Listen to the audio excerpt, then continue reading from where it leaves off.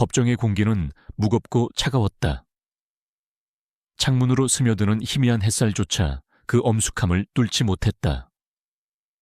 방청석에 앉은 이지우는 12살의 작은 몸으로 어른들의 무거운 침묵을 견뎌야 했다. 그의 시선은 오직 한 곳에 고정되어 있었다. 법정 중앙, 피고인석에 앉은 자신의 어머니. 강수진에게 수진의 얼굴은 창백했지만 그녀의 눈빛은 흔들림 없이 정면을 응시하고 있었다.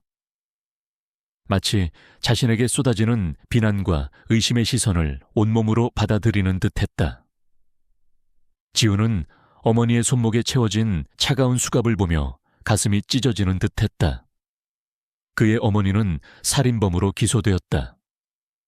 그것도 가장 존경받던 의료계의 거장 중 한 명인 박도연 박사를 살해했다는 끔찍한 죄목이었다.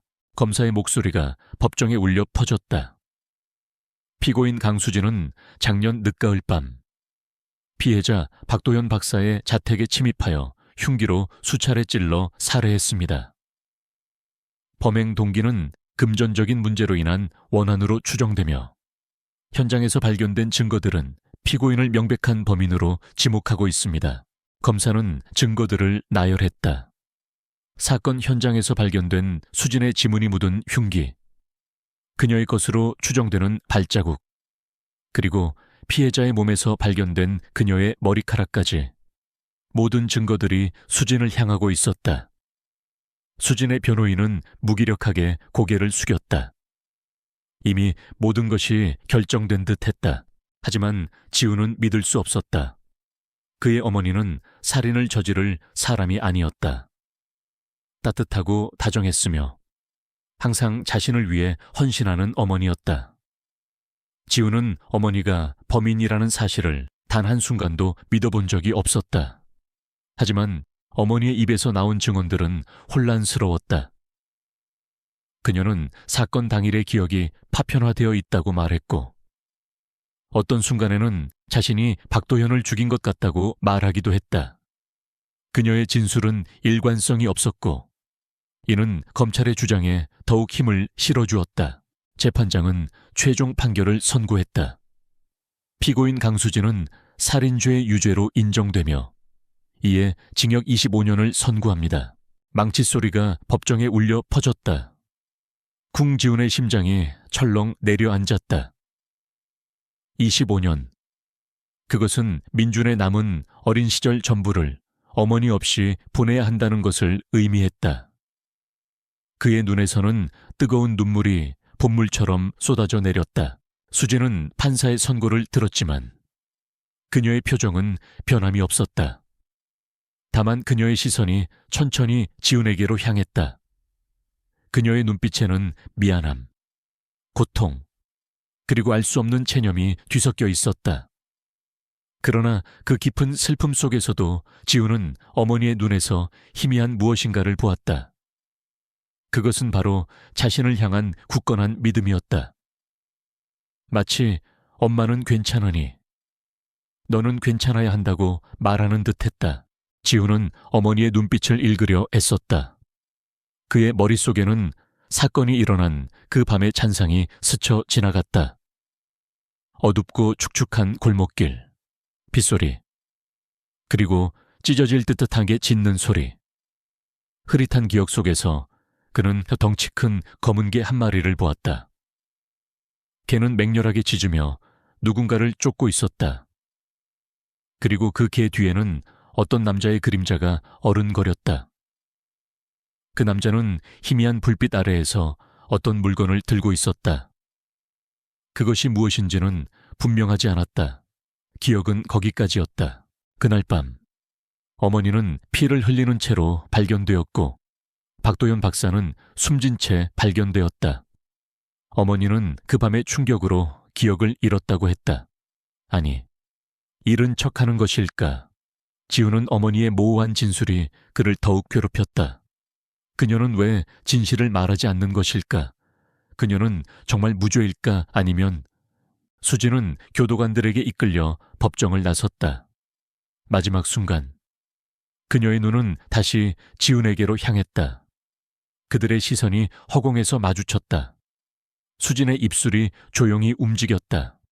소리는 들리지 않았지만 지우는 어머니가 미안해, 그리고 사랑한다 라고 말하는 것을 느꼈다.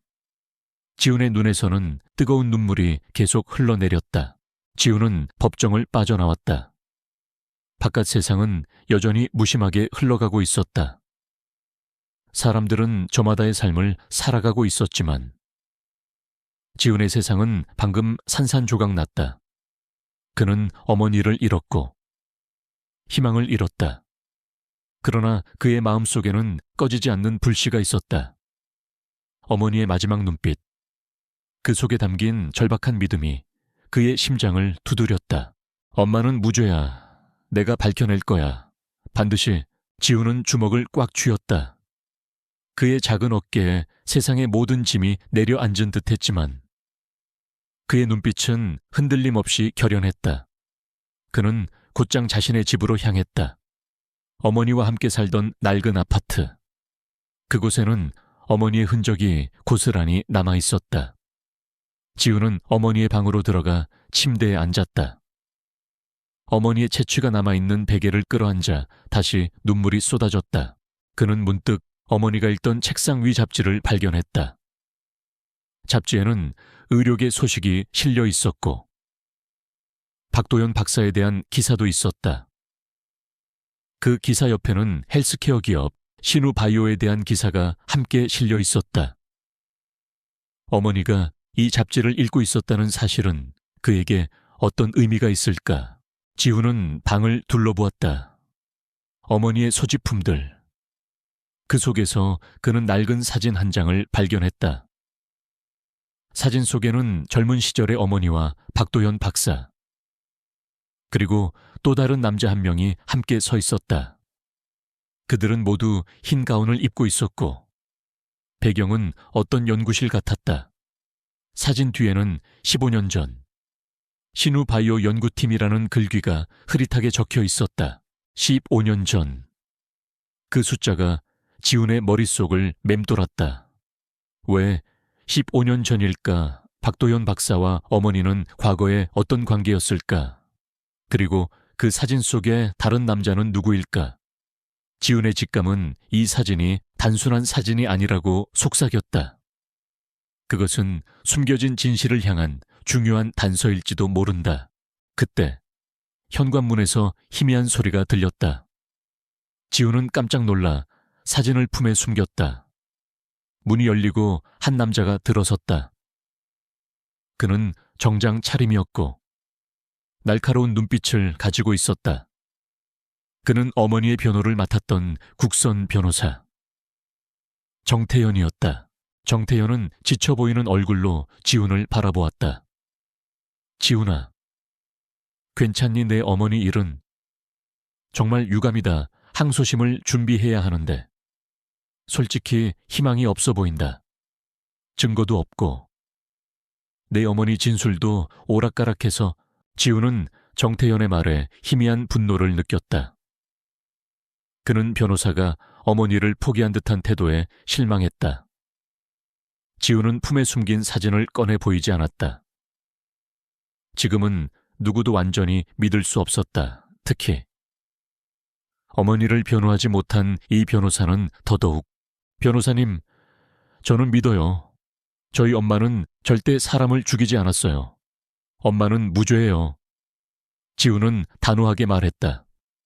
그의 목소리에는 어린아이답지 않은 강한 의지가 담겨 있었다. 정태현은 지훈의 눈을 보며 잠시 할 말을 잃었다. 어린아이의 눈빛이라고는 믿기지 않을 정도로 강렬한 눈빛이었다. 하지만 이내 그는 고개를 저었다. 지훈아, 현실을 받아들여야 한다.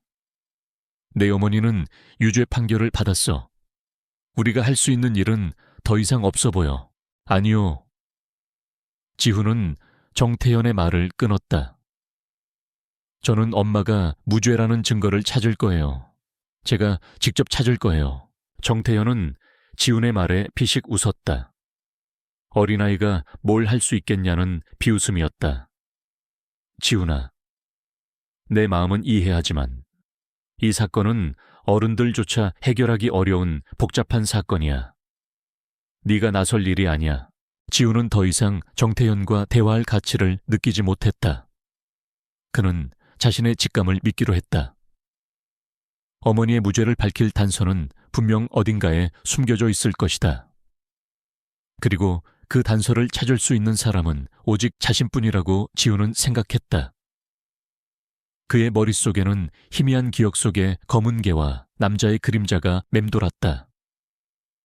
그리고 25년 전, 신우바이오라는 이름이 다시 한번 그의 뇌리를 스쳤다. 그는 어머니의 결백을 증명하기 위한 자신만의 싸움을 시작해야 했다.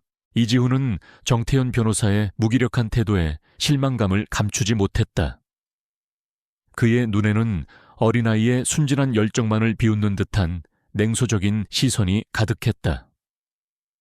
지훈은 더 이상 누구에게도 의지할 수 없음을 직감했다. 어머니의 결백을 밝힐 사람은 오직 자신뿐이라고. 그의 작은 어깨에 얹힌 짐은 무거웠지만 그의 눈빛은 흔들림 없이 결연했다. 그는 가장 먼저 어머니의 방에서 찾은 낡은 사진을 다시 들여다보았다.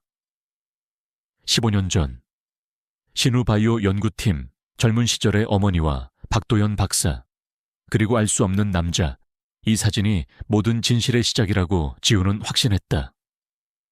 그는 사진 속 인물들과 신우바이오라는 회사에 대해 조사하기 시작했다. 컴퓨터로 검색하고 도서관에서 관련 자료를 찾아보았다. 하지만 어린아이가 접근할 수 있는 정보는 극히 제한적이었다. 며칠 후, 지우는 어머니가 남긴 비상금을 발견했다. 오래된 통장에는 어머니가 자신을 위해 아껴 모은 돈이 고스란히 남아 있었다.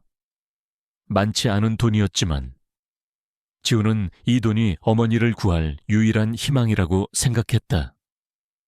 그는 이 돈으로 탐정을 고용하기로 결심했다. 어머니가 평소에 즐겨보던 추리 드라마에 나오는 탐정들처럼 숨겨진 진실을 파헤쳐 줄 사람을. 지우는 인터넷을 검색하며 사설 탐정 사무실들을 찾아보았다. 대부분은 의심스럽거나 너무 비쌌다. 그러다 우연히 한 탐정 사무실에 작은 광고를 발견했다. 박상호 탐정사무소. 억울한 사건. 포기하지 않습니다. 지우는 망설임 없이 그곳으로 향했다. 사무실은 낡은 건물 2층에 있었고 간판은 희미하게 발에 있었다. 사무실 문을 열자 퀴퀴한 담배 냄새와 함께 낡은 서류들이 어지럽게 쌓여있는 풍경이 눈에 들어왔다. 박상호는 50살이 넘은 중년 남자였다. 얼굴에는 피곤함이 역력했고 눈빛은 모든 것에 회의적인 듯 탁했다. 그는 한때 유능한 경찰 형사였지만 어떤 사건으로 인해 불명예스럽게 퇴직한 후 지금은 이렇게 사설 탐정으로 근근히 살아가고 있었다. 어이 꼬마, 여긴 놀이터가 아니야. 나갈 시간이야. 상호는 지훈을 보자마자 귀찮다는 듯 손을 저었다. 아저씨, 저는 의뢰할 게 있어서 왔어요. 지훈은 떨리는 목소리로 말했다. 그는 주머니에서 어머니의 통장을 꺼내 보였다. 이걸로 저희 엄마 사건을 다시 조사해 주세요. 저희 엄마는 살인자가 아니에요. 상호는 지훈의 말에 피식 웃었다. 살인사건 꼬마야. 그런 건 경찰이나 검찰이 하는 일이야. 그리고 내 엄마 사건은 이미 끝났잖아. 징역 25년이라던가. 그거 뒤집으려면 어마어마한 돈과 증거가 필요해. 네가 가진 그 푼돈으로는 어림도 없어. 하지만 저희 엄마는 무죄예요. 저는 믿어요. 그리고 그날 밤 저는 검은 개를 봤어요. 그리고 낯선 남자도요. 엄마가 그 사람들을 뒤쫓는 것 같았어요. 지훈은 필사적으로 자신이 본 것을 이야기했다. 그의 눈빛에는 절박함이 가득했다. 검은 개, 상호의 눈썹이 살짝 움직였다. 그는 지훈을 다시 보았다. 단순한 어린아이의 헛소리는 아닌 듯했다. 검은 개라고 어떤 개인데 잘 모르겠어요. 덩치가 크고 맹렬하게 짖고 있었어요. 경찰견 같기도 했어요.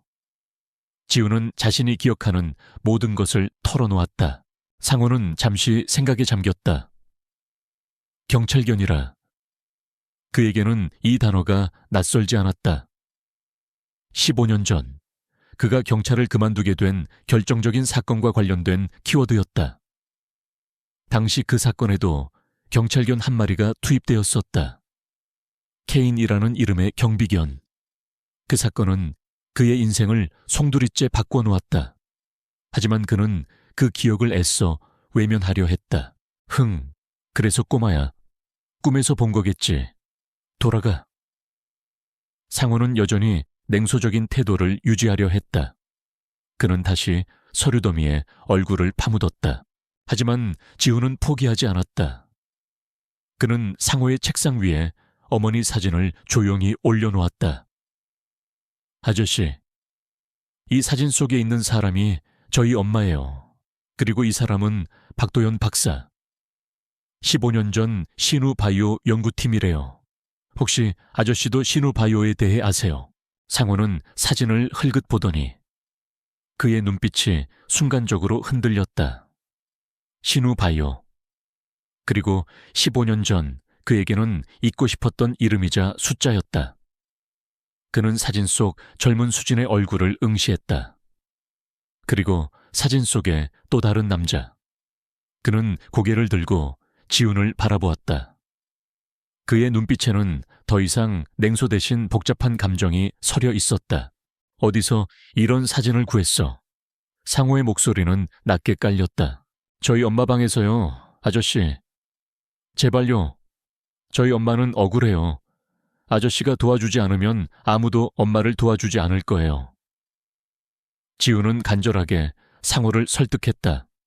그의 눈에는 이미 눈물이 그렁그렁했다. 상호는 한참 동안 침묵했다.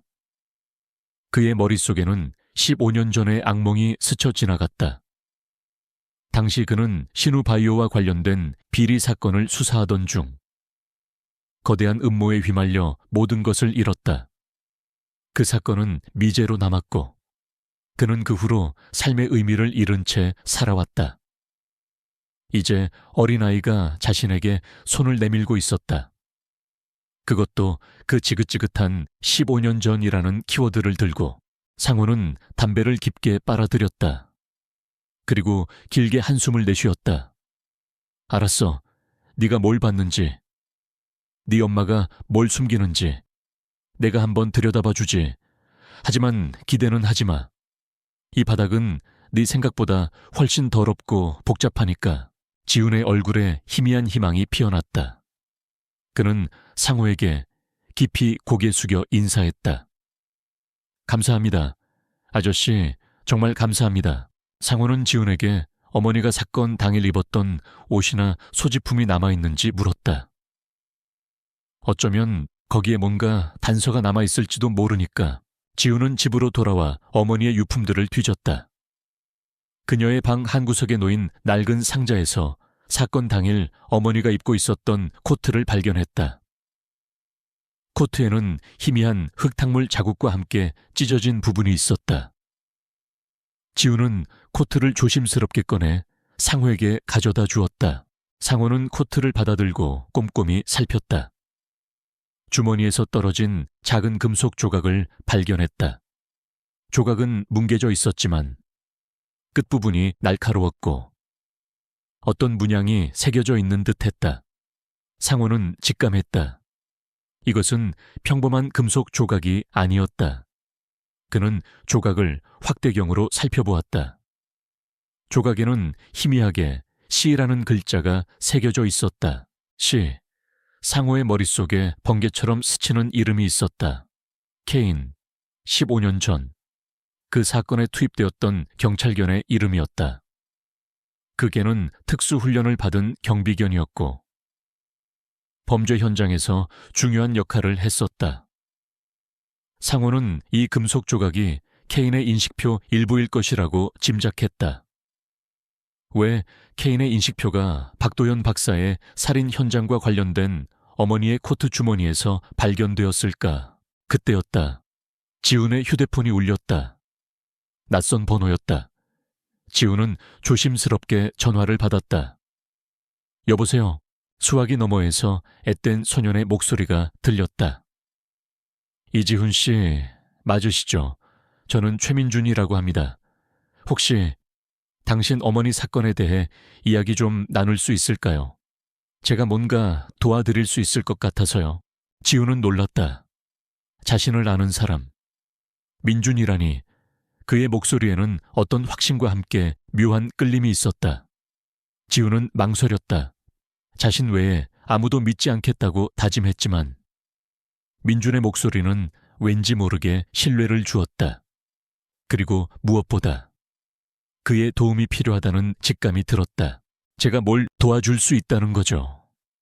지훈은 조심스럽게 물었다. 저는 물건이나 사람에게서 기억을 읽을 수 있어요. 과거에 어떤 일이 있었는지 희미하게나마 느낄 수 있어요. 당신 어머니의 결백을 밝히는데 도움이 될 수도 있을 것 같아서요. 민준의 목소리는 진지했다. 지훈은 소름이 돋았다. 기억을 읽는다고 비현실적인 이야기였다. 하지만 그의 마음속에는 알 수 없는 희망이 솟아났다. 어쩌면 이 소년이 어머니의 억울함을 풀어줄 열쇠가 될 수도 있었다. 지훈은 민준의 제안을 받아들이기로 결심했다. 어머니의 결백을 위해서는 어떤 것이든 시도해야 했다. 민준은 지훈에게 자신이 가지고 있는 어떤 정보에 대해 이야기했다. 그 정보는 바로 경찰견 케인에 대한 것이었다. 민준은 케인이 15년 전 사라진 후 현재 어느 유기견 보호소에 있다는 사실을 알고 있었다. 그리고 케인이 15년 전 사건과 관련이 있다는 듯이 그의 뇌리에서 어떤 잔상들이 스쳐 지나갔다고 했다. 지훈은 민준의 이야기에 놀라움을 금치 못했다. 자신의 희미한 기억 속의 개가 실제 존재했고 민준이 그 개에 대한 정보를 가지고 있다니. 이 모든 것이 단순한 우연일까? 아니면 운명의 장난일까? 지훈은 민준과 상호의 도움을 받아 어머니의 결백을 밝히는데 모든 것을 걸기로 했다. 그들의 여정은 이제 막 시작되었지만 그 끝에는 상상하지 못했던 거대한 진실이 기다리고 있을지도 모른다. 이지훈은 최민준의 제안에 놀라면서도 한편으로는 희망을 느꼈다. 기억을 읽는 능력이라는 비현실적인 이야기에 처음엔 의구심이 들었지만 어머니의 결백을 밝힐 유일한 실마리라는 절박함이 그의 의심을 덮었다. 다음 날 지훈은 박상호 탐정 사무실에서 민준과 만났다. 민준은 지훈과 비슷한 또래의 소년이었지만 그의 눈빛은 나이에 비해 깊고 신비로웠다. 안녕하세요, 이지훈 씨. 저는 최민준이라고 합니다. 민준은 조심스럽게 인사를 건넸다. 그의 목소리에는 어떤 침착함이 배어 있었다. 안녕하세요. 제가 제안을 받아들인 건 혹시라도 제 어머니 사건에 도움이 될까 해서예요. 하지만 기억을 읽는다는 게 정말 가능한가요? 지훈은 솔직하게 물었다. 민준은 희미하게 미소 지었다. 아직은 저도 잘 모르겠어요. 모든 것을 선명하게 볼 수 있는 건 아니에요. 파편처럼 흩어진 이미지나 감정들이 느껴질 뿐이죠. 특히 강한 감정이나 중요한 사건이 있었던 물건일수록 더 잘 느껴져요. 저도 이 능력이 왜 생겼는지, 어떻게 조절해야 할지 배우는 중이에요. 하지만 이지훈 씨의 어머니 사건과 관련된 강한 잔상들이 느껴져서요. 특히 케인이라는 이름의 개와 관련된 것이요. 박상호는 두 아이의 대화를 들으며 회의적인 표정을 지었다. 기억을 읽는다고 꼬마야. 그런 건 만화에나 나오는 이야기야. 정신 차려. 우린 현실에서 증거를 찾아야 해. 탐정님, 제발 한 번만 믿어주세요. 저는 케인이 있는 곳을 알고 있어요. 유기견 보호소예요. 그 개를 찾으면 뭔가 알 수 있을 거예요. 민준은 확신의 찬 목소리로 말했다.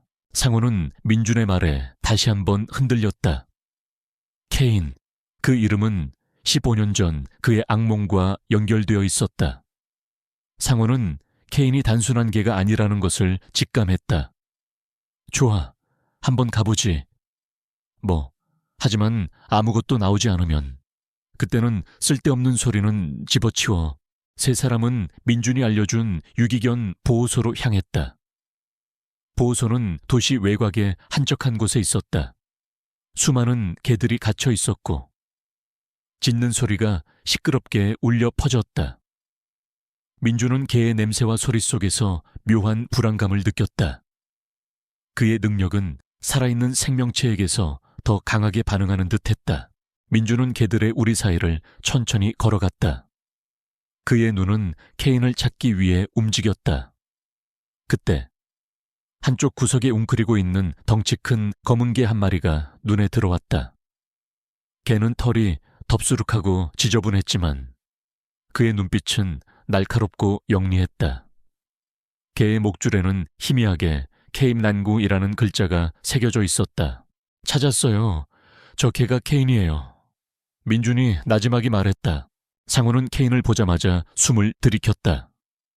케인은 15년 전 그가 경찰을 그만두게 된 결정적인 사건에 투입되었던 경찰견이었다. 상호는 케인의 눈을 똑바로 응시했다. 케인의 눈빛에는 세월의 흔적과 함께 어떤 아픔과 상실감이 고스란히 담겨 있었다. 케인, 오랜만이군. 상호의 목소리는 미묘하게 떨렸다. 그는 케인에게 조심스럽게 손을 내밀었다. 케인은 처음에는 경계하는 듯 했지만 상호의 손길을 느끼자마자 그의 손에 얼굴을 비볐다. 마치 오랜 친구를 만난 듯 격렬하게 반응했다. 상호는 케인의 목줄에 달린 인식표를 확인했다. 희미하게 차인이라고 새겨져 있었다.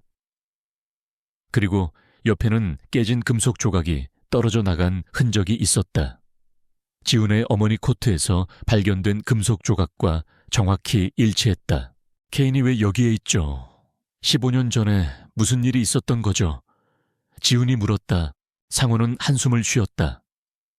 15년 전 신우 바이오와 관련된 거대한 비리 사건이 있었어. 그 사건에 케인이 투입되었지. 케인은 사건 현장에서 중요한 증거를 발견했지만 그 증거는 결국 은폐되었고 사건은 미제로 남았어.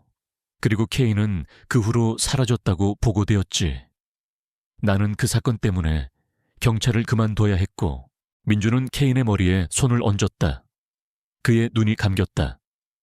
민준의 몸이 미세하게 떨렸다. 그의 눈앞에는 흐릿한 이미지들이 스쳐 지나갔다.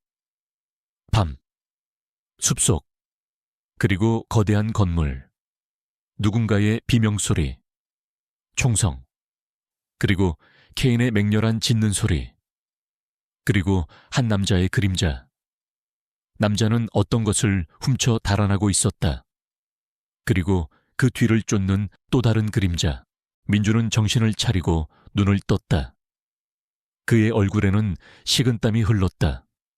케인은 15년 전에 어떤 남자를 쫓고 있었어요. 그 남자는 뭔가를 훔쳐 달아나고 있었어요.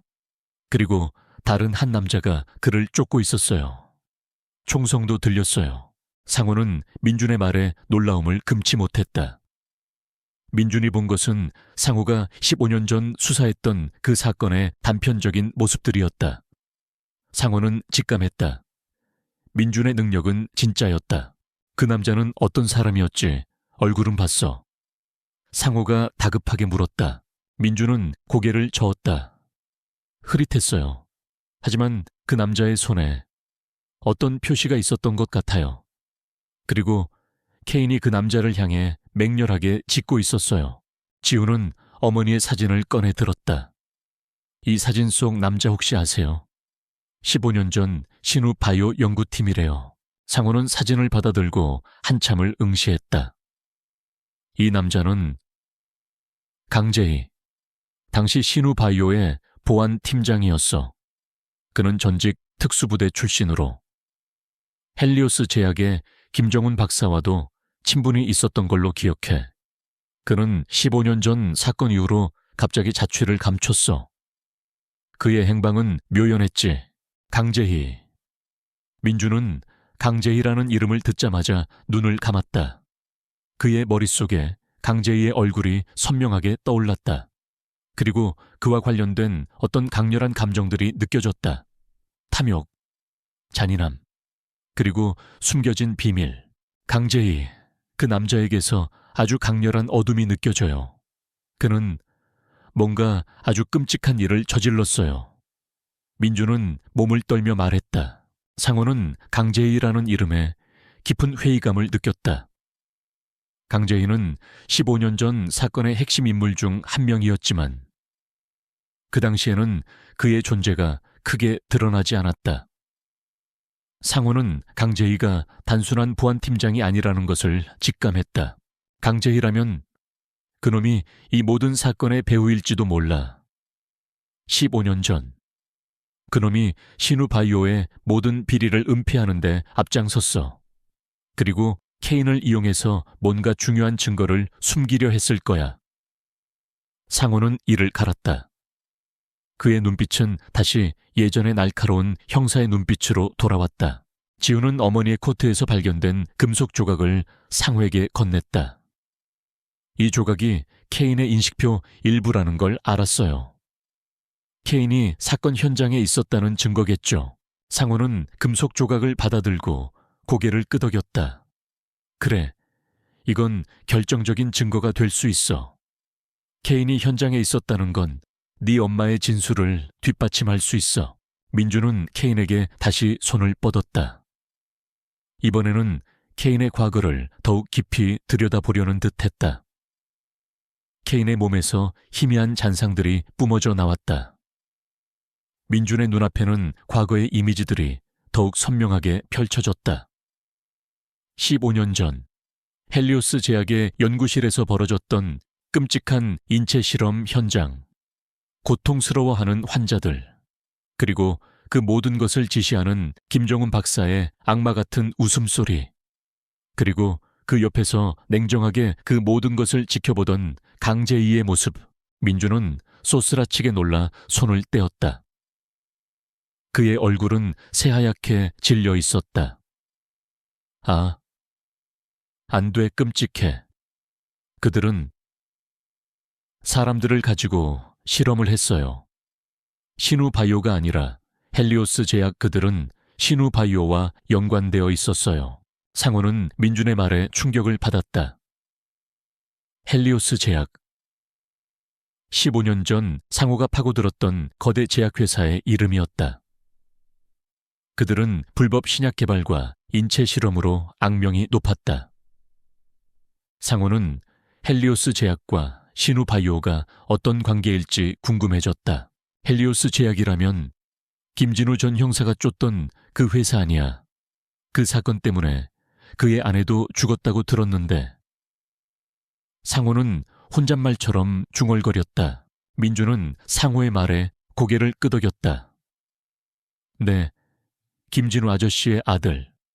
민준이 그 아이도 헬리오스 제약의 약물 부작용으로 인한 희귀병을 앓고 있었어요. 제가 그 아이를 도왔어요.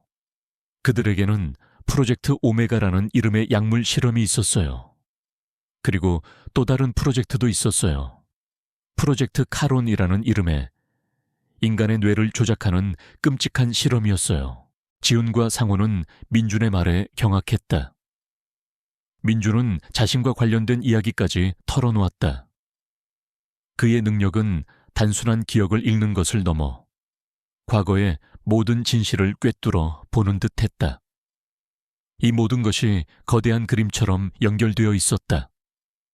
헬리오스 제약, 신우바이오, 강재희, 박도연 박사, 그리고 어머니 강수진.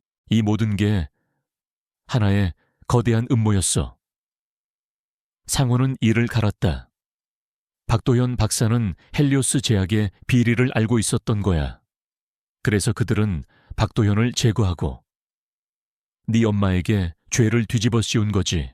지우는 가슴이 두근거렸다.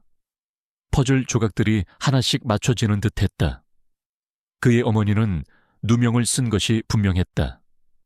그는 상호와 민준의 도움을 받아 이 모든 진실을 밝혀내기로 결심했다. 그의 눈빛은 흔들림 없이 강렬하게 빛났다. 어머니의 결백을 증명하고 숨겨진 진실을 세상에 드러낼 때까지 그는 절대 멈추지 않을 것이었다.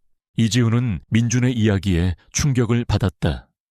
헬리오스 제약, 프로젝트 오메가, 프로젝트 카론, 그리고 김진우 형사와 그의 아들 민준이까지 이 모든 것이 마치 거대한 거미줄처럼 얽혀 있었다. 그의 어머니 강수진이 박도연 박사의 살인범으로 몰린 것은 단순한 우연이 아니었다. 그것은 15년 전부터 시작된 거대한 음모의 희생양이었다. 지훈의 마음속에는 어머니에 대한 연민과 함께 이 모든 것을 설계한 보이지 않는 손에 대한 분노가 끓어올랐다. 상호는 케인을 유기견 보호소에서 데리고 나왔다. 케인은 상호의 곁을 그림자처럼 따랐다. 상호는 케인의 존재가 15년 전 사건의 진실을 밝힐 결정적인 단서가 될 것이라고 확신했다. 그는 케인을 자신의 사무실로 데려와 보살피기 시작했다. 케인은 상호가 건넨 사료를 허겁지겁 먹으며 오랫동안 굶주렸음을 보여주었다. 민주는 케인에게서 더욱 강렬한 기억들을 읽어내려 했다. 그는 케인의 머리를 쓰다듬으며 집중했다. 민준의 눈앞에는 과거의 이미지들이 더욱 선명하게 펼쳐졌다. 15년 전 박도연 박사가 신우바이오 연구실에서 김정훈 박사의 악행을 몰래 녹음하고 있었던 장면, 그리고 그 사실을 눈치챈 강재희가 박도연 박사를 쫓는 모습. 케인이 그 모든 것을 목격하고 있었고 박도연 박사가 죽음을 맞이하던 순간에도 케인은 그 자리에 있었다. 케인은 박도연 박사가 남긴 어떤 중요한 증거를 지키려 했지만 강재희에게 제지당했다. 그들은 박도연 박사가 헬리오스 제약의 비밀을 폭로하려는 걸 막으려 했어요. 박도연 박사는 녹음 파일을 가지고 있었어요. 강재희가 그 파일을 빼앗으려 했고요. 민주는 몸을 떨며 말했다. 그의 얼굴은 새하얗게 질려 있었다. 그는 다시 눈을 감았다. 그리고 강수진 씨, 지훈 씨 어머니도 그 현장에 있었어요. 그녀는 박도연 박사를 돕고 싶어 했어요. 하지만 강재희가 그녀를 막았어요. 강수진 씨는 자신의 목숨을 걸고 박도연 박사를 도우려 했어요. 그리고 강재희는 강수진 씨에게 어떤 협박을 했어요. 그녀가 진실을 말하면 지훈 씨를 해치겠다고 협박했어요. 그래서 강수진 씨가 거짓 자백을 한 거예요. 지훈 씨를 지키기 위해서요. 민준의 말에 지훈은 주저앉았다.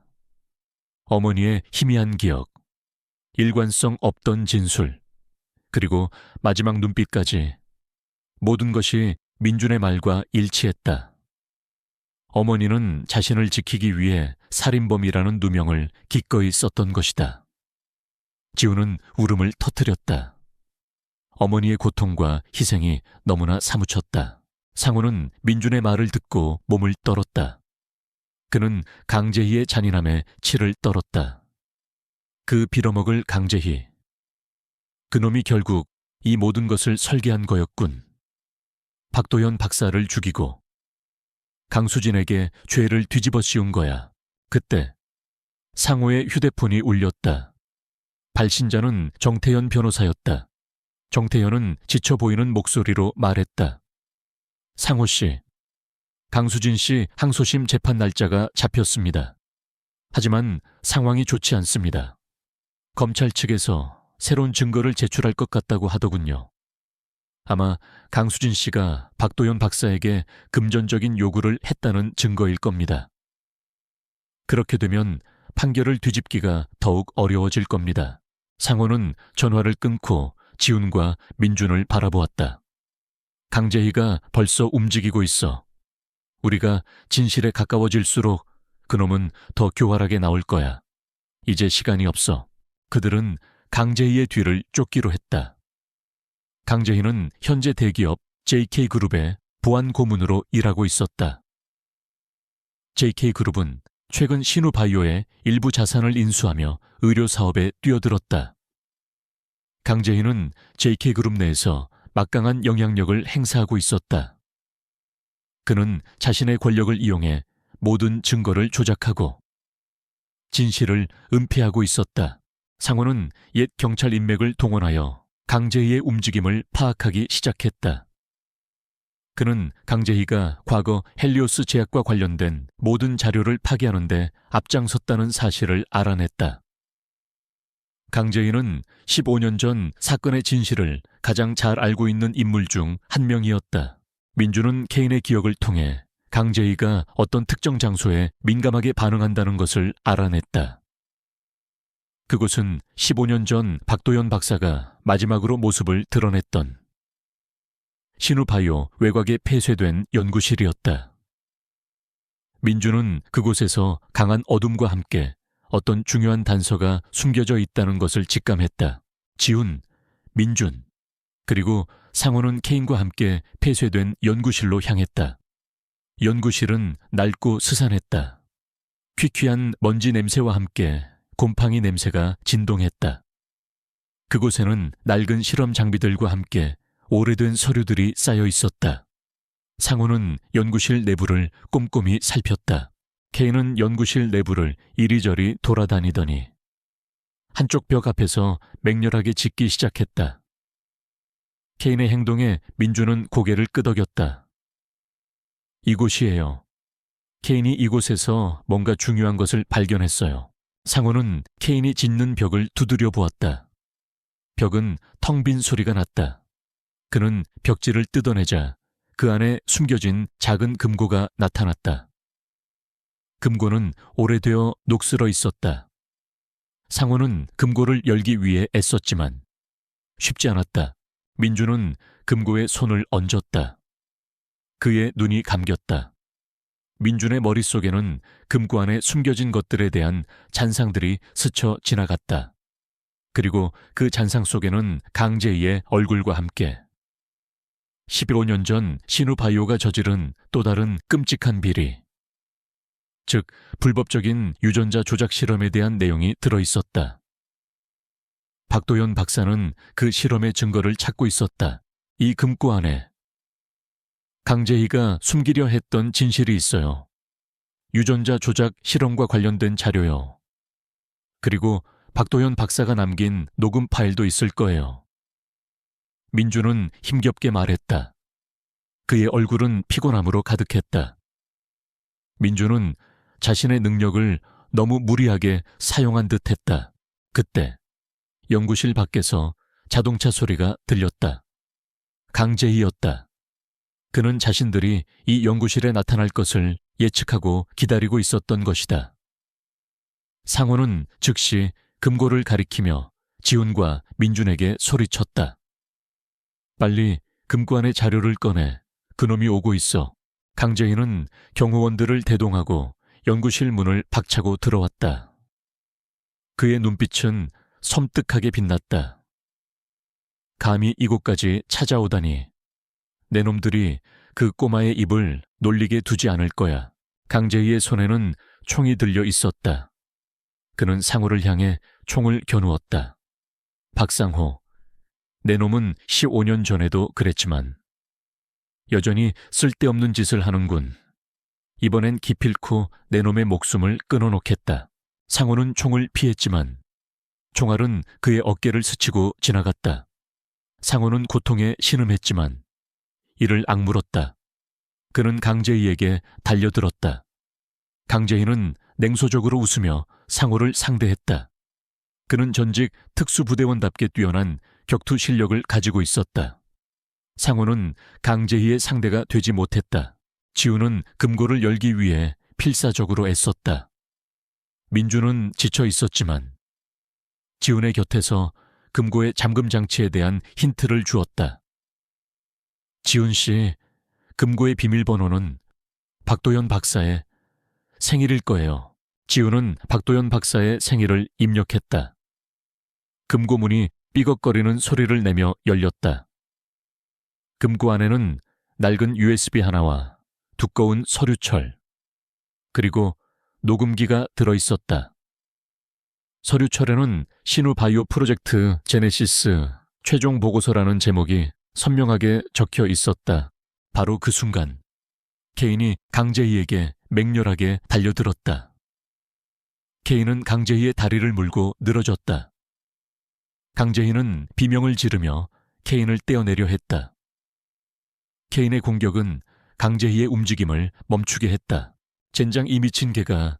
강재희는 케인을 발로 차며 분노했다. 상호는 그 틈을 타 강재희를 밀쳐내고 지훈과 민준에게 소리쳤다.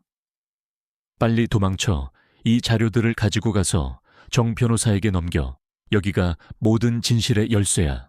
지훈은 USB와 서류철, 그리고 녹음기를 품에 꽉 안고 민준과 함께 폐쇄된 연구실을 빠져나왔다. 그들의 뒤에서는 강재희의 고함소리와 상호의 격렬한 몸싸움 소리가 들려왔다. 케인의 맹렬한 짖는 소리도 함께. 지훈은 뒤돌아보지 않았다. 그는 오직 어머니의 결백을 증명하고 이 모든 진실을 세상에 알리는 것만이 유일한 목표였다. 그들의 손에 들린 자료들이 바로 어머니의 삶을 뒤집을 결정적인 증거였다. 이지훈과 최민주는 폐쇄된 연구실을 필사적으로 빠져나왔다. 뒤에서는 박상호 탐정과 강재희, 그리고 경호원들 사이에 격렬한 싸움 소리가 들려왔다. 케인의 맹렬한 짖는 소리도 함께였다. 지훈은 품에 꽉 안은 USB, 서류철, 그리고 녹음기를 소중히 지키며 민준과 함께 어둠 속을 달렸다. 그들의 발걸음은 절박했지만 동시에 어머니의 결백을 증명할 수 있다는 희망으로 가득 차 있었다. 민준아, 괜찮아. 너무 무리한 거 아니야. 지훈은 숨을 헐떡이며 민준의 상태를 살폈다. 민준의 얼굴은 창백했고 입에는 식은땀이 송골송골 맺혀 있었다. 민준은 힘겹게 고개를 끄덕였다. 괜찮아요. 아빠를 구해야 한다는 생각뿐이었어요. 그리고 저도 이 진실을 밝히고 싶었어요. 민준은 여전히 케인에게서 읽어낸 잔상들에 시달리는 듯했다. 강재희의 잔인한 모습과 헬리오스 제약의 끔찍한 실험 장면들이 그의 머릿속을 맴돌았다. 그들은 폐쇄된 연구실에서 멀리 떨어진 외딴 길가에 도착했다. 상호에게 연락하려 했지만 그의 전화는 불통이었다. 지훈은 불안감에 휩싸였다. 상호가 무사할까 케인도 이제 정 변호사님께 가야 해요. 이 자료들을 보여드리면 엄마를 구할 수 있을 거예요. 지훈은 떨리는 목소리로 말했다. 민준은 고개를 끄덕였다. 네, 이 자료들이라면 충분할 거예요. 특히 그 녹음 파일은. 민준은 녹음기에 손을 얹고 다시 눈을 감았다. 녹음기에서는 희미한 소리가 들려왔다. 박도연 박사의 목소리였다. 그는 헬리오스 제약의 프로젝트 오메가와 프로젝트 제네시스에 대한 모든 비리를 상세하게 증언하고 있었다. 불법적인 인체 실험, 유전자 조작, 그리고 그 모든 것을 지시한 김정훈 박사의 이름까지. 그리고 마지막에는 강재희가 박도연 박사를 협박하고 결국 살해하는 듯한 소리가 들려왔다. 녹음은 강재희가 박도연 박사를 죽이고 강수진에게 누명을 씌우는 계획을 이야기하는 것으로 끝이 났다. 민주는 녹음기를 들은 후 얼굴이 더욱 창백해졌다. 강재희는 박도연 박사가 이 모든 것을 폭로하려는 걸 알고 있었어요. 그래서 그를 죽이고 강수진 씨에게 죄를 뒤집어 씌운 거예요. 그리고 그가 강수진 씨에게 협박했던 내용도 들려요. 지훈 씨를 해치겠다는 협박이요. 지훈은 녹음기의 내용에 분노를 금치 못했다. 그의 어머니는 자신을 위해 그 끔찍한 누명을 감수했던 것이다. 어머니의 희생을 생각하니 가슴이 미어지는 듯했다. 그는 강재희를 향한 복수심에 이를 갈았다. 그들은 택시를 잡아 정태현 변호사의 사무실로 향했다. 밤늦은 시간이었지만 정태현은 아직 사무실에 남아 항소심 준비에 매달리고 있었다. 그의 얼굴은 피곤함으로 가득했지만 그의 눈빛은 여전히 정의를 향한 희미한 불꽃을 품고 있었다. 지훈이 사무실 문을 열고 들어서자 정태현은 놀라 고개를 들었다. 지훈아, 네가 어떻게 여기에? 그리고 민준이는 박탐정님은? 변호사님, 제가 증거를 찾았어요. 저희 엄마는 무죄예요. 이 자료들을 봐주세요. 지훈은 흥분하여 품에 안고 있던 USB와 서류철, 그리고 녹음기를 내밀었다. 정태현은 지훈이 내민 자료들을 받아들고 반신반의하는 표정으로 살폈다. 그의 눈에 신우 바이오 프로젝트, 제네시스 최종 보고서라는 제목이 들어왔다. 그는 USB를 컴퓨터에 연결하고 녹음기를 재생했다. 사무실에는 박도연 박사의 목소리가 울려 퍼졌다. 헬리오스 제약의 끔찍한 비리들이 생생하게 증언되었다. 정태현의 얼굴은 점점 굳어졌다. 그의 눈빛에는 경악과 함께 충격이 서려 있었다. 녹음 파일의 내용과 서류철에 담긴 보고서 내용은 일치했다. 강재희가 박도연 박사를 살해하고 강수진에게 누명을 씌운 모든 과정이 담겨 있었다. 그리고 강재희가 강수진을 협박하여 거짓 자백을 유도했다는 사실까지. 이럴 수가, 이런 엄청난 증거가 있었다니. 정태현은 말을 잇지 못했다. 그의 손은 떨리고 있었다. 그는 자신이 무능력하여 진실을 외면했던 것에 대한 죄책감에 시달렸다. 변호사님, 이제 엄마를 구할 수 있죠. 엄마가 무죄라는 것을 밝힐 수 있죠. 지훈은 간절하게 물었다. 정태현은 고개를 끄덕였다. 그의 눈에는 뜨거운 눈물이 고였다. 그래, 이제 할 수 있어. 이 증거들이라면 충분해. 이 모든 진실을 세상에 밝힐 수 있을 거야. 너희가 정말 대단한 일을 해냈어. 지훈아, 민준아. 정태현은 밤새도록 자료를 분석하고 항소심 재판 준비를 했다. 그는 검찰 측에 새로운 증거 제출을 요청하고 재판부의 증인 신청을 했다. 민준의 증언, 그리고 케인의 존재가 중요하다고 판단했다.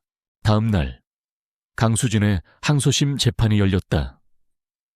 법정은 취재진과 방청객들로 발 디딜 틈이 없었다. 언론은 이미 헬리오스 제약과 신우바이오의 비리 의혹에 대한 보도를 시작했고 국민들의 관심이 집중되었다. 재판이 시작되고 정태현 변호사는 당당하게 새로운 증거들을 제출했다. 그는 USB에 담긴 녹음 파일과 서류철을 재생하고 민준이 케인에게서 읽어낸 기억들을 상세하게 설명했다. 그는 강수진이 박도연 박사를 살해한 것이 아니며 오히려 박도연 박사가 남긴 증거를 숨기려 했던 강재희가 진범임을 주장했다. 그리고 강수진이 아들을 보호하기 위해 거짓 자백을 할 수밖에 없었던 상황을 설명하며 그녀의 무죄를 주장했다. 검사는 정태현 변호사의 주장에 코웃음을 쳤다. 기억을 읽는다는 어린아이의 허황된 증언과 출처가 불분명한 녹음 파일과 서류철이라니, 이 모든 것은 피고인의 변호를 위한 조작된 증거입니다. 우리는 피고인이 박도연 박사에게 금전적인 요구를 했다는 결정적인 증거를 가지고 있습니다. 검사는 새로운 증거를 제출했다. 그것은 강수진의 계좌에서 박도연 박사의 계좌로 수억 원의 돈이 이체된 기록이었다. 그리고 박도연 박사의 다이어리에는 강수진이 돈을 요구하며 협박했다는 내용이 적혀 있었다. 검사의 증거 제출에 법정은 술렁였다. 정태현 변호사는 당황했다. 이런 증거가 있을 줄은 예상하지 못했다. 그때 민준이 정태현 변호사의 옆으로 다가와 그의 손을 잡았다. 민준의 눈이 감겼다. 민준의 머릿속에는 강재희가 강수진의 계좌를 해킹하고 박도연 박사의 다이어리 내용을 조작하는 장면이 생생하게 떠올랐다. 아니에요. 저건 조작된 증거예요. 강재희가 엄마 계좌를 해킹하고 박도연 박사님 다이어리도 조작했어요. 강재희가 박도연 박사님을 죽인 거예요. 민주는 자리에서 일어나 소리쳤다. 그의 목소리는 법정 전체에 울려 퍼졌다. 재판장은 민준의 행동에 당황했다. 꼬마야, 조용히 해라. 법정에서는 허락 없이 발언할 수 없어. 하지만 민준은 멈추지 않았다. 그는 재판장을 향해 손을 뻗었다. 그리고 민준의 몸에서 푸른빛이 뿜어져 나왔다.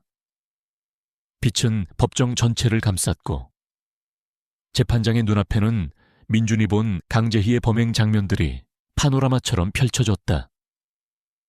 강재희가 강수진의 계좌를 조작하고 박도현 박사의 다이어리에 허위 내용을 기록하는 모습이 생생하게 재현되었다. 재판장은 경악을 금치 못했다. 그의 얼굴은 새하얗게 질려 있었다. 법정 안의 모든 사람들은 민준이 보여주는 믿을 수 없는 장면에 할 말을 잃었다. 검사 역시 민준의 능력과 강재희의 진짜 모습에 충격을 받았다. 그때 법정 문이 열리고 박상호 탐정이 들어섰다. 그의 어깨에는 붕대가 감겨 있었지만 그의 눈빛은 불타올랐다. 그의 옆에는 케인이 맹렬하게 짖으며 들어섰다. 케인의 목에는 박도현 박사가 남긴 것으로 추정되는 USB가 매달려 있었다. 케인은 그 USB를 정태현 변호사에게 건넸다. 상호는 당당하게 말했다. 재판장님, 제가 방금 강재희를 체포하고 왔습니다. 이 USB 안에는 강재희가 숨기려 했던 진실, 즉 박도현 박사가 남긴 진짜 유언과 헬리오스 제약의 마지막 비밀이 담겨 있습니다. 민준이가 말한 모든 것이 사실입니다. USB 안에는 박도현 박사가 숨겨놓았던 또 다른 녹음 파일과 문서들이 들어있었다. 그것은 강재희가 헬리오스 제약의 김정은 박사와 공모하여 프로젝트 제네시스의 부작용을 숨기고 박도현 박사를 살해하는 과정을 상세하게 담고 있었다. 강재희의 목소리도 선명하게 녹음되어 있었다. 박상호는 강재희를 체포하는 과정에서 모든 사실을 알아낸 것이다. 모든 증거가 명명백백하게 드러나자 법정은 혼란에 빠졌다. 강수진은 눈물을 흘리며 지훈을 바라보았다. 그녀의 아들이 자신을 구한 것이다. 그녀는 아들의 용기와 강인함에 깊이 감동했다. 재판장은 더 이상 망설이지 않았다. 그는 최종 판결을 내렸다. 피고인 강수진은 모든 혐의에서 무죄임을 선고한다. 법정 안에는 환호성과 박수갈채가 터져 나왔다. 강수진은 눈물을 흘리며 주저앉았다. 지훈은 어머니에게 달려가 품에 안겼다. 모자는 뜨겁게 얼싸안았다. 잃어버렸던 희망과 정의가 그 순간 다시 살아난 듯했다. 민주는 지훈과 강수진의 모습을 보며 희미하게 미소 지었다. 그의 얼굴은 피곤했지만 그의 눈빛은 따뜻한 빛으로 가득했다. 케인은 민준의 다리에 몸을 비비며 낑낑거렸다. 모든 것이 제자리를 찾은 듯했다. 법정은 강수진의 무죄 선고와 함께 뜨거운 환호와 박수 소리로 가득 찼다. 이지훈은 어머니를 꼭 끌어안았다. 몇 달간의 악몽 같은 시간이 끝나는 순간이었다. 강수진은 아들의 품에서 소리 없이 흐느꼈다. 그동안 억눌렀던 슬픔과 안도감이 한꺼번에 터져 나오는 듯했다. 정태현 변호사는 눈물을 글썽이며 지훈과 수진의 모습을 바라보았다. 그는 자신이 포기하려 했던 이 사건의 진실을 어린 지훈이 밝혀냈다는 사실에 깊은 감동과 함께 죄책감을 느꼈다. 민주는 한쪽 구석에서 이 모든 광경을 지켜보고 있었다. 그의 얼굴은 피곤함으로 가득했지만 그의 눈빛은 따뜻한 빛으로 가득했다. 케인은 민준의 다리에 몸을 비비며 낑낑거렸다. 마치 우리가 해냈다고 말하는 듯했다. 상호는 어깨의 통증에도 아랑곳하지 않고 강재희가 체포되는 모습을 지켜보았다. 그의 얼굴에는 오랜 수건을 풀었다는 듯한 만족감과 함께 과거의 그림자에서 벗어났다는 해방감이 서려 있었다. 법정을 빠져나오자 수많은 기자들이 진을 치고 있었다. 그들은 플래시를 터뜨리며 지훈과 수진에게 질문을 쏟아냈다. 강수진 씨, 무죄 판결에 대한 소감이 어떻습니까? 이지훈 군, 어떻게 어머니의 결백을 밝힐 증거를 찾아냈습니까? 시누바이오와 헬리오스 제약의 비리에 대해 한 말씀 해주십시오. 정태현 변호사는 수진과 지훈을 보호하며 기자들 앞에 섰다. 오늘 이 법정에서 정의가 실현되었습니다. 강수진 씨는 무고한 희생자였으며 모든 것은 강재희의 교활한 음모였습니다. 이 모든 진실을 밝혀낸 것은 바로 이 어린 이지훈 군의 용기와 집념, 그리고 최민준 군의 특별한 능력이었습니다. 두 아이가 아니었다면 이 사건의 진실은 영원히 묻혔을 것입니다.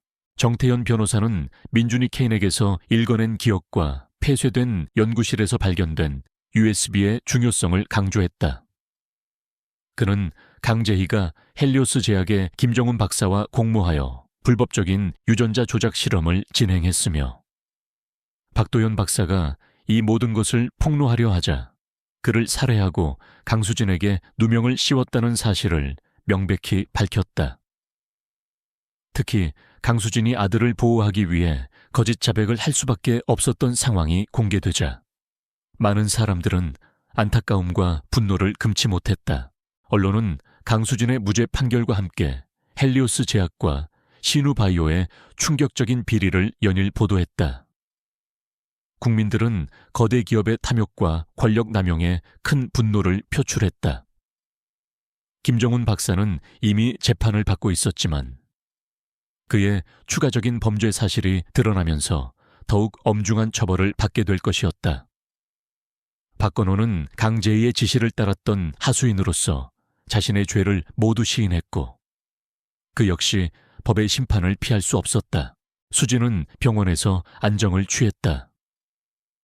오랜 시간의 고통과 스트레스가 그녀의 몸을 지치게 만들었지만 지훈의 곁에서 그녀는 빠르게 회복해갔다. 지훈은 어머니의 손을 놓지 않았다. 그는 어머니에게 자신이 겪었던 모든 일, 민준과 상호를 만난 이야기, 그리고 진실을 찾아가는 과정을 상세하게 이야기해 주었다. 수진은 아들이 자신을 위해 얼마나 큰 용기와 노력을 했는지 듣고 또다시 눈물을 흘렸다. 지훈아, 엄마는 네가 이렇게 대단한 일을 해낼 줄 몰랐어. 정말 미안하다. 너에게 너무 큰 짐을 지운 것 같아서. 수진은 아들의 손을 잡고 흐느꼈다. 아니에요. 엄마, 제가 하고 싶어서 한 일이에요. 엄마는 저를 지켜주려고 그랬던 거잖아요. 이제 엄마 옆에 제가 있으니까 아무도 엄마를 해치지 못할 거예요. 지훈은 어머니를 꼭 안아주었다. 그의 목소리에는 어린아이답지 않은 강한 책임감과 사랑이 담겨 있었다. 민준은 병원에서 회복 중인 수진을 찾아왔다. 민준의 얼굴에는 아직 피곤한 기색이 역력했지만 그의 눈빛은 맑았다. 안녕하세요. 강수진 씨, 괜찮으세요? 민준아, 네 덕분에 내가 살아났어. 정말 고맙다. 너의 그 특별한 능력 덕분에. 수진은 민준의 손을 잡고 고마움을 전했다. 민준은 고개를 저었다. 아니에요. 지훈이의 용기와 탐정님의 도움이 아니었다면 저 혼자서는 아무것도 할 수 없었을 거예요. 저는 그저 제 능력을 사용했을 뿐이에요. 민준은 자신의 능력이 단순히 기억을 읽는 것을 넘어 과거의 파편화된 이미지들을 연결하고 심지어는 특정 정보들을 재구성하는 능력임을 깨달았다. 그는 자신의 능력이 아직 미숙하고 통제하기 어렵지만 이것이 자신에게 주어진 소명이라고 생각했다. 상호는 케인과 함께 수진의 병실을 찾아왔다. 그의 어깨는 아직 아물지 않았지만 그의 얼굴에는 환한 미소가 걸려 있었다. 케인은 수진을 보자마자 꼬리를 흔들며 애교를 부렸다. 수진은 케인의 머리를 쓰다듬으며 고마움을 전했다. 케인, 네가 아니었으면 이 모든 진실은 밝혀지지 않았을 거야. 정말 고맙다. 케인은 수진의 손에 얼굴을 비비며 낑낑거렸다.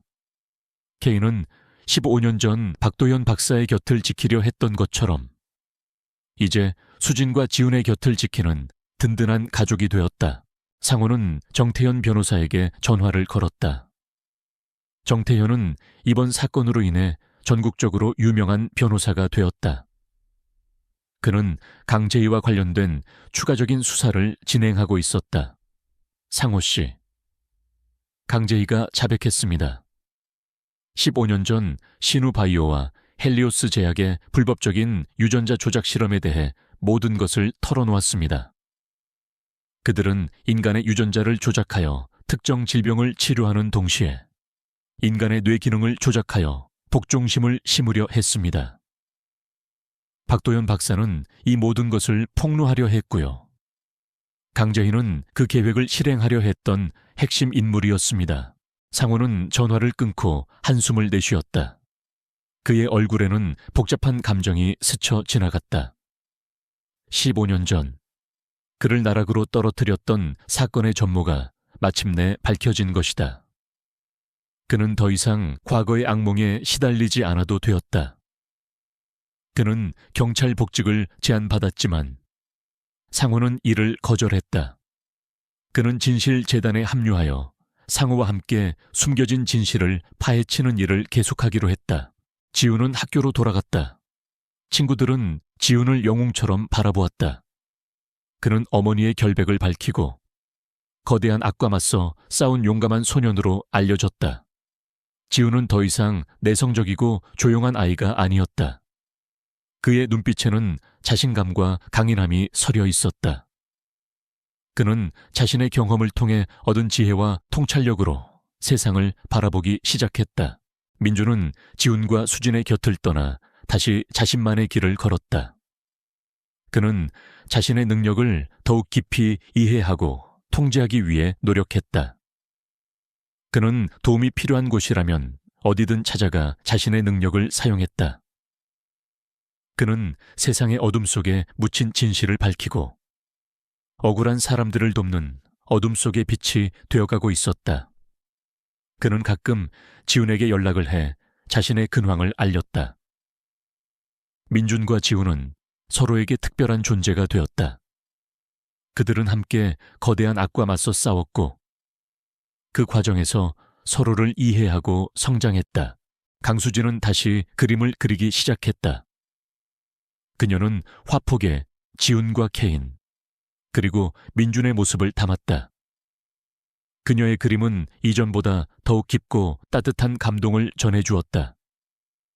그녀의 그림에는 고통의 흔적이 아닌 사랑과 희망, 그리고 새로운 시작에 대한 염원이 담겨 있었다. 그녀는 그림을 통해 자신의 고통을 치유하고 아들에게 감사함을 전했다. 강수진은 병원에서의 치료를 마치고 퇴원했다. 지훈은 어머니의 손을 잡고 세상 밖으로 나왔다. 햇살이 눈부시게 쏟아지는 아침이었다. 수진의 얼굴에는 아직 피곤한 기색이 남아 있었지만 그녀의 눈빛은 이전과는 달랐다. 절망과 체념 대신 희미한 희망과 단단한 의지가 깃들어 있었다. 아들 덕분에 다시 얻은 삶이었다. 그들이 집으로 돌아오자 케인이 꼬리를 흔들며 달려와 품에 안겼다. 케인은 수진과 지훈의 곁을 떠나지 않았다. 상호가 케인을 정성껏 돌봐준 덕분에 케인의 털은 윤기가 흘렀고 눈빛은 더욱 총명해져 있었다. 케인은 수진의 손에 얼굴을 비비며 기쁨을 표현했다. 정태현 변호사는 언론과의 인터뷰에서 헬리오스 제약과 신우바이오의 비리, 그리고 강재희의 끔찍한 범행을 상세히 폭로했다. 그의 인터뷰는 전국적인 파장을 일으켰다. 국민들은 거대 기업의 탐욕이 얼마나 많은 사람들의 삶을 파괴했는지에 대해 분노했고 사법개혁을 촉구하는 목소리가 높아졌다. 정태현은 이번 사건을 통해 명실상부한 정의로운 변호사로 이름을 알렸다.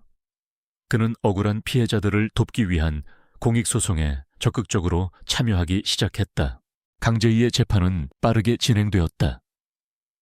그가 저지른 죄는 너무나 명백했고 상호가 확보한 증거들과 박도연 박사의 유언, 그리고 민준의 증언까지 더해져 그에게는 더 이상 도망칠 곳이 없었다. 그는 결국 자신의 모든 죄를 인정하고 속죄를 빌었다. 강제희는 무기징역을 선고받았다. 김정훈 박사 역시 수많은 추가 기소로 인해 사형 선고를 받게 되었다. 악인들은 마침내 그들의 죄에 합당한 대가를 치렀다. 박상호는 경찰 복직을 제안받았지만 그는 이를 정중히 거절했다. 그는 진우와 오 박사가 설립한 진실재단에 합류하여 숨겨진 진실을 파헤치는 일을 계속하기로 했다. 나는 더 이상 경찰 배지를 달 자격이 없어. 하지만 진실을 쫓는 일은 포기하지 않을 거야. 이제야 내 삶에 진짜 의미를 찾은 것 같아.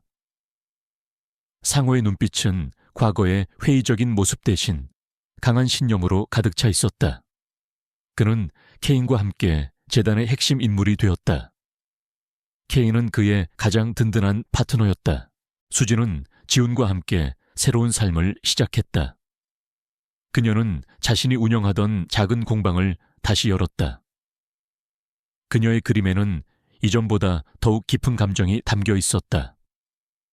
그녀는 그림을 통해 자신의 고통을 치유하고 아들에게 감사함을 전했다.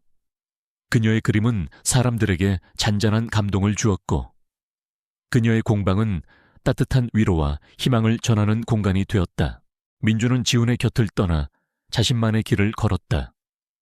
그는 자신의 능력을 더욱 깊이 이해하고 통제하기 위해 노력했다. 그는 도움이 필요한 곳이라면 어디든 찾아가 자신의 능력을 사용했다. 그의 눈빛은 맑고 깊었으며 그의 얼굴에는 세상을 향한 따뜻한 미소가 번졌다. 그는 세상의 어둠 속에 묻힌 진실을 밝히고 억울한 사람들을 돕는 어둠 속의 빛이 되어가고 있었다. 그는 때때로 지훈에게 연락을 해 자신의 근황을 알렸다. 민준과 지훈은 서로에게 특별한 존재가 되었다. 그들은 함께 거대한 악과 맞서 싸웠고 그 과정에서 서로를 이해하고 성장했다. 지훈은 학교로 돌아갔다. 친구들은 지훈을 영웅처럼 바라보았다. 그는 어머니의 결백을 밝히고 거대한 악과 맞서 싸운 용감한 소년으로 알려졌다. 지훈은 더 이상 내성적이고 조용한 아이가 아니었다. 그의 눈빛에는 자신감과 강인함이 서려 있었다. 그는 자신의 경험을 통해 얻은 지혜와 통찰력으로 세상을 바라보기 시작했다. 그는 어머니를 향한 변함없는 사랑과 믿음이 얼마나 큰 힘을 발휘하는지 깨달았다. 어느 날 저녁, 지훈은 어머니와 함께 식탁에 앉아 있었다. 식탁 위에는 따뜻한 김치찌개가 놓여 있었다. 평범하고 소박한 저녁 식사였지만 그들에게는 그 무엇과도 바꿀 수 없는 소중한 시간이었다. 수지는 지훈의 머리를 쓰다듬으며 말했다. 지훈아, 이제 엄마는 괜찮아. 내 덕분에 모든 것이 제자리를 찾았어. 이제 우리는 행복하게 살 수 있을 거야. 지훈은 고개를 끄덕였다. 그의 얼굴에는 행복한 미소가 가득했다. 네, 엄마, 이제 우리는 행복할 거예요. 그리고 저는 앞으로도 엄마를 항상 지켜줄 거예요. 식사를 마친 후 지훈은 케인과 함께 산책을 나섰다. 밤하늘에는 별들이 총총히 박혀 있었다. 케인은 지훈의 곁에서 든든하게 걸었다. 지훈은 케인의 목덜미를 쓰다듬으며 말했다. 케인, 우리 엄마를 구해줘서 정말 고마워. 너는 내게 최고의 친구이자 가족이야. 케인은 지훈의 손에 얼굴을 비비며 낑낑거렸다. 케인의 눈빛에는 변함없는 충성과 따뜻함이 담겨 있었다. 지우는 케인을 통해 인간과 동물의 깊은 유대감을 느꼈다. 케인은 단순한 개가 아니었다. 그는 진실을 향한 길을 안내하고 상처받은 영혼들을 치유하는 특별한 존재였다. 지우는 자신의 미래를 생각했다. 그는 이제 12살이었다. 앞으로 많은 날들이 남아있었다. 그는 어머니처럼, 그리고 상어 아저씨처럼 세상의 어둠 속에 묻힌 진실을 밝히는 사람이 되고 싶었다. 그는 약자들을 돕고 정의를 실현하는 데 자신의 삶을 바치고 싶었다. 그것이 어머니의 희생을 헛되지 않게 하는 길이자 자신에게 주어진 특별한 소명이라고 생각했다. 그는 밤하늘을 올려다보았다. 그의 눈에는 희망의 빛이 가득했다. 어머니에게 씌워졌던 25년형이라는 끔찍한 그림자는 사라졌다.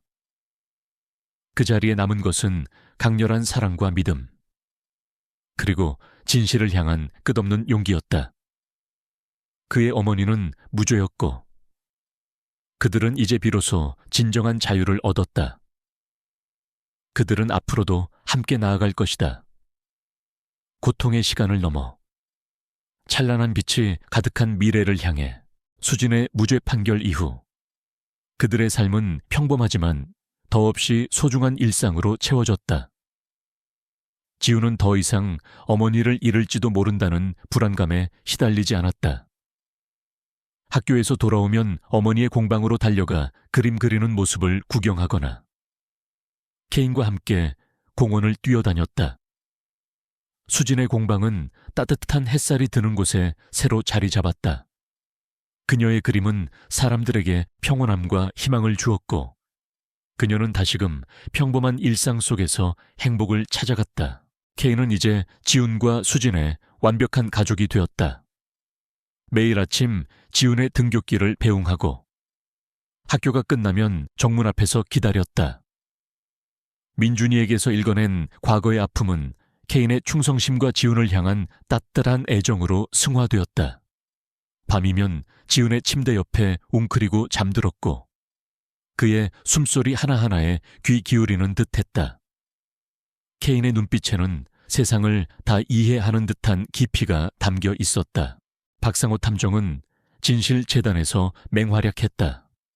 그는 과거의 회의주의를 벗어던지고 진실을 쫓는 일에 온전히 몰두했다.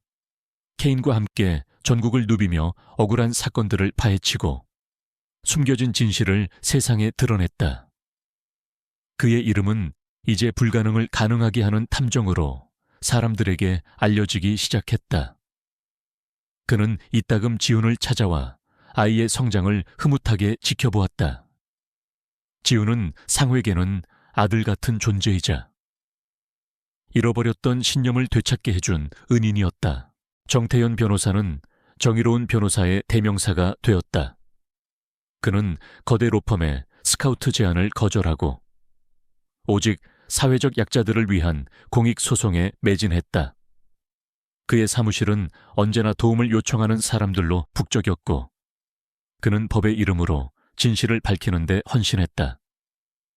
그는 여전히 지훈을 나의 작은 영웅이라 부르며 아이가 보여준 용기의 경의를 표했다. 민주는 지훈의 곁을 떠났지만 그들과의 인연은 끊어지지 않았다. 그는 여전히 세상 곳곳을 떠돌며 자신의 특별한 능력을 사용해 숨겨진 진실을 밝히고 억울한 사람들을 돕는 일을 하고 있었다.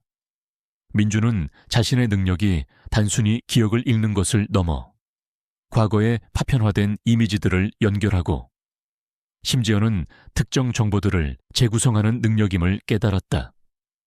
그는 자신의 능력이 아직 미숙하고 통제하기 어렵지만 이것이 자신에게 주어진 소명이라고 생각했다. 그는 어둠 속의 빛이 되어 세상 곳곳의 그림자를 걷어내는 일을 계속했다. 가끔 지훈에게 안부 전화를 걸어 서로의 안부를 묻고 특별한 경험들을 공유했다.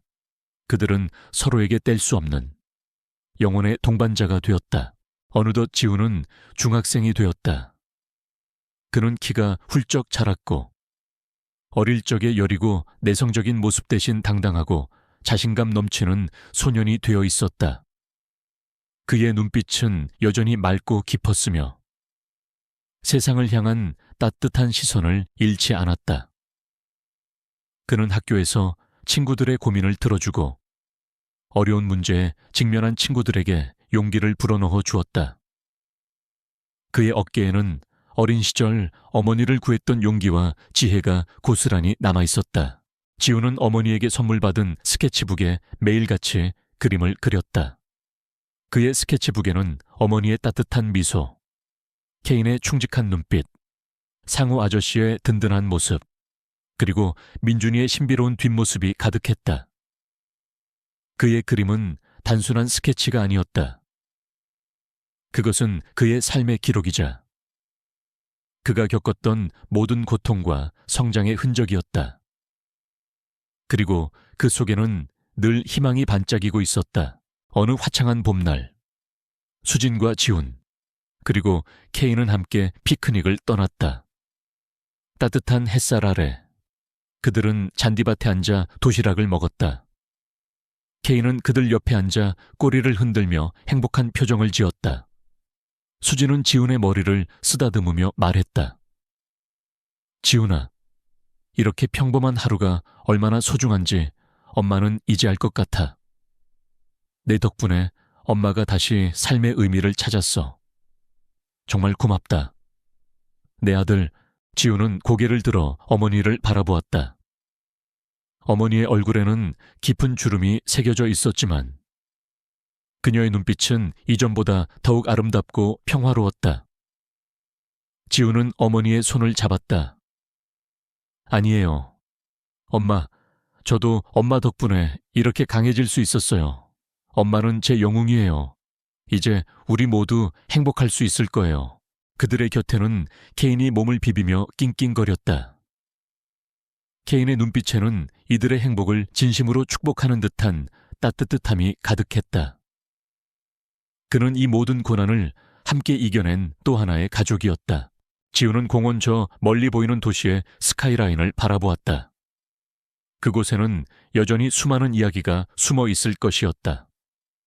어둠과 빛, 정의와 불의가 공존하는 세상. 하지만 지우는 더 이상 그것을 두려워하지 않았다. 그는 자신의 옆에 있는 어머니와 케인, 그리고 멀리 있지만 늘 마음속에 함께하는 민준과 상우 아저씨가 있기에 어떤 어려움도 헤쳐나갈 수 있을 것이라고 믿었다. 어머니에게 씌워졌던 25년형이라는 그림자는 이제 완전히 사라졌다. 법정의 차가운 공기와 절망적인 선고는 그들에게 끔찍한 악몽이었지만 그 악몽은 결국 사랑과 용기, 그리고 진실의 힘으로 극복되었다. 지우는 그 모든 과정을 통해 강인한 영혼을 가진 소년으로 성장했다. 그는 앞으로도 세상의 불의에 맞서 싸우고 억울한 사람들을 돕는데 주저하지 않을 것이었다. 그의 삶은 더 이상 평범하지 않을지도 모르지만 그것은 고통의 흔적이 아닌 희망의 등불이자 정의의 상징으로 빛날 것이었다.